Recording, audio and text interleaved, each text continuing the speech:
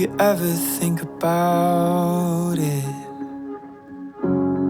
How people fall in love.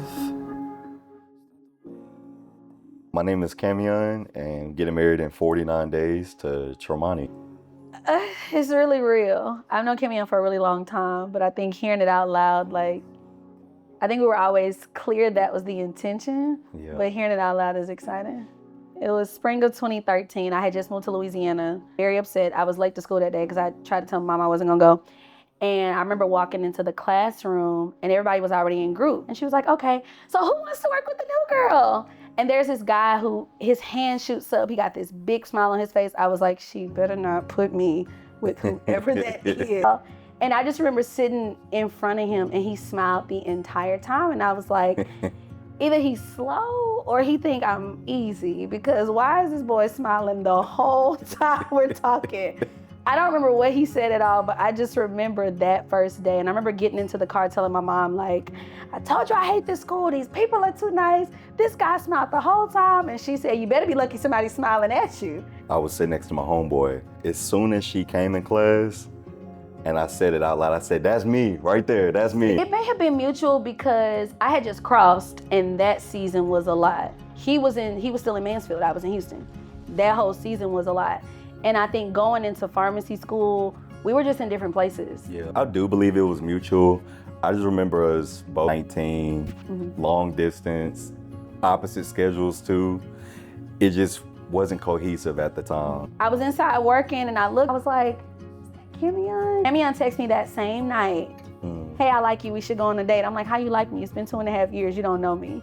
And then we ended up going on a date like 2 days later. He was so direct. And I like that because I feel like not a lot of people at that time were like what it was.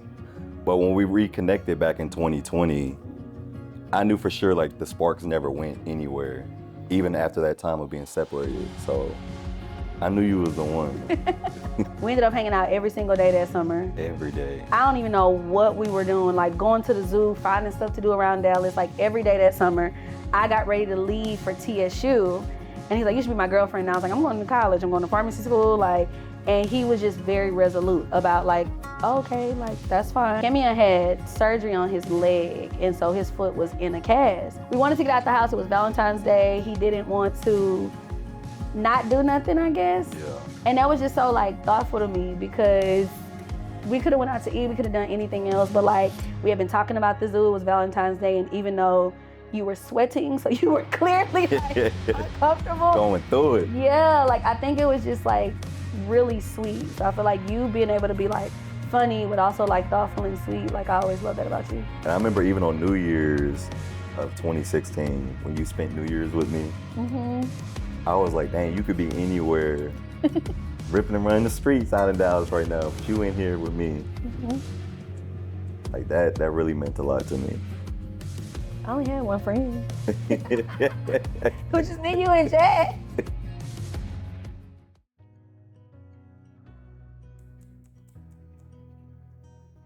When I was in residency, and I told you I wanted to drive my car off the bridge that day.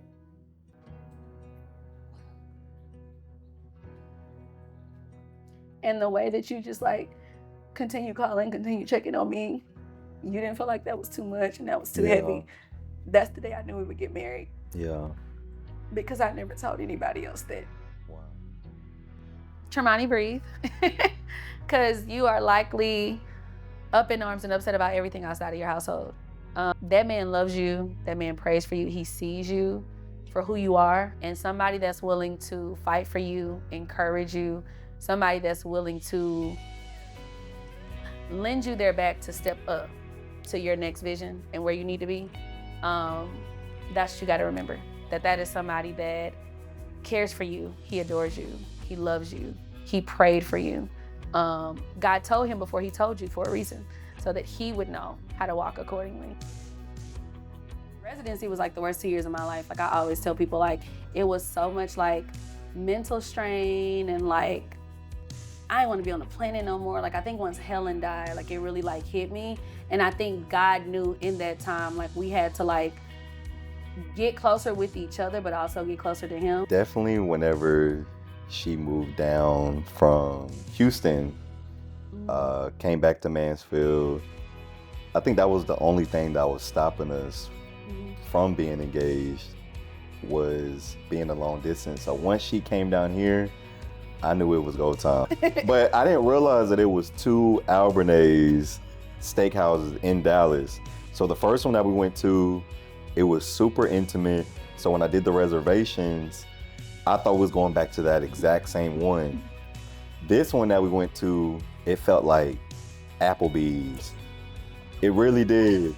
Bar. Yeah, it felt like a sports bar. So when I got in there, the vibe, it was just loud. It wasn't intimate. It was just a mess. So I ended up running to the bathroom because my sister, she ended up coming as well. But she didn't know that my sister was there. So I'm talking to my sister and the manager on the side, and I was just telling them, I did not know that there were 2 Albanese in Dallas.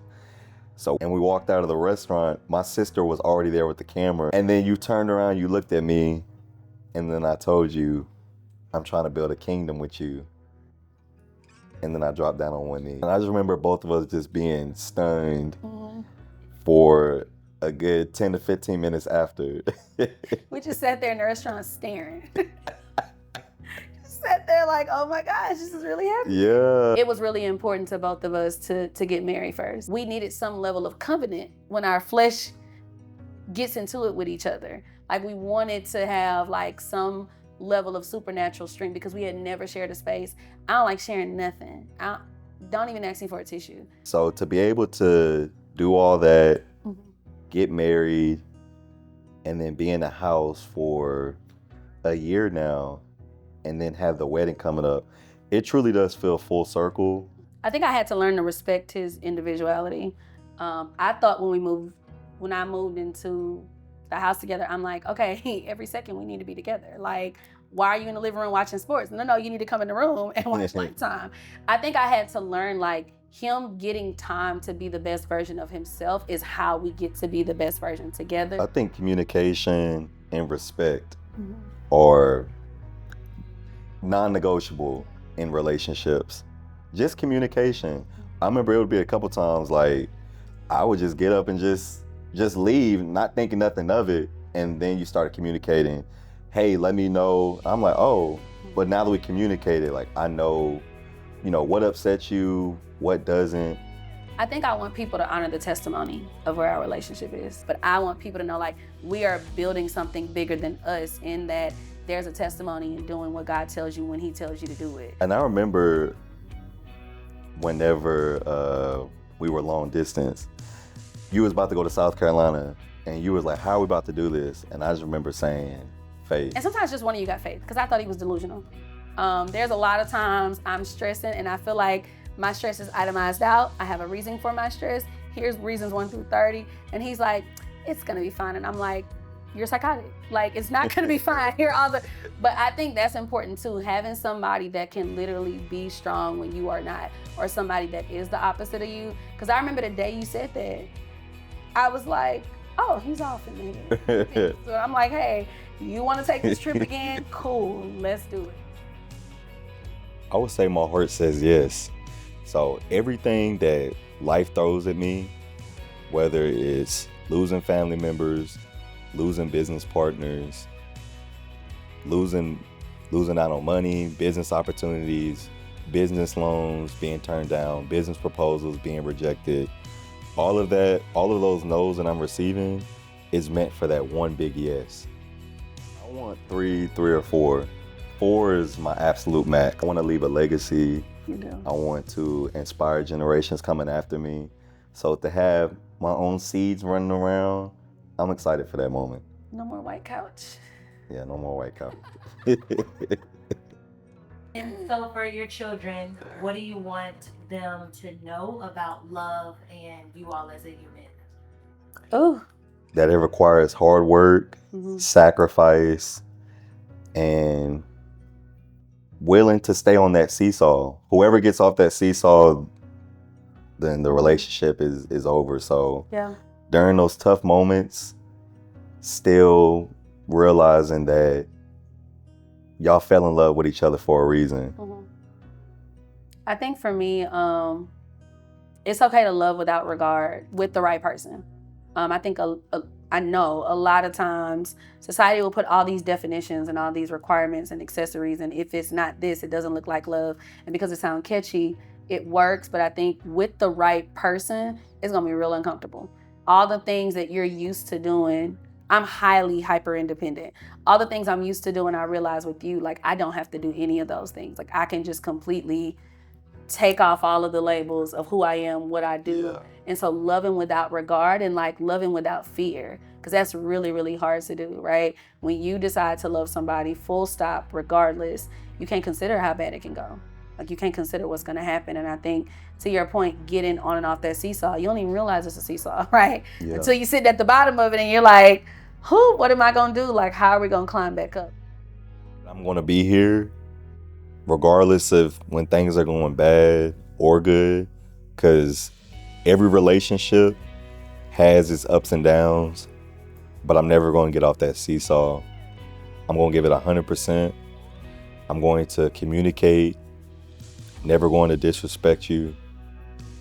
I'm going to honor you because you've been there for me. And I would love for our kids to know, like, no matter what, like, you my person. Yeah. Like, no matter what, like, we made a vow, we made a commitment. It isn't always, we met, we fell in love, we dated, things worked out. Sometimes it doesn't, but sometimes God just take you all the way around that circle because it's things you have to learn in that season of being apart. I always knew you was gonna be my wife the second I seen you. Really? Mm-hmm. I did. It's just a feeling. You know when they say love at first sight? Mm-hmm. I always say I always knew you was gonna be my wife. Really? Yeah. I told Malachi that too. I said that's gonna be my wife right there. And now look at us. Look at you! I'm a big believer in manifestation and putting in the work. So I knew what I had to do to get you. I never knew that. I didn't know why you had that Kool-Aid smile. I said, I got her. That's me. I never knew that. If you could guarantee Kamione one thing, what would it be? I'll never leave. I'll never leave, and I'll always be your biggest supporter. I might need a nap. I likely am cranky, but I'll never leave. I'll be right there with you no matter what.